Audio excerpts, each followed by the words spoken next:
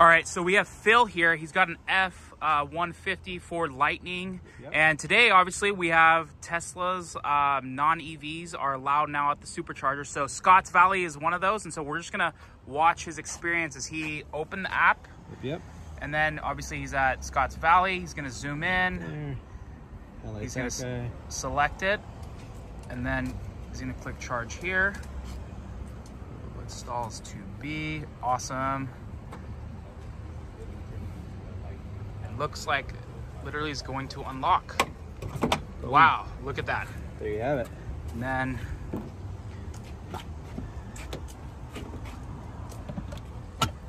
wow, that's insane. And we wait for the blue light. Blue lights for charging.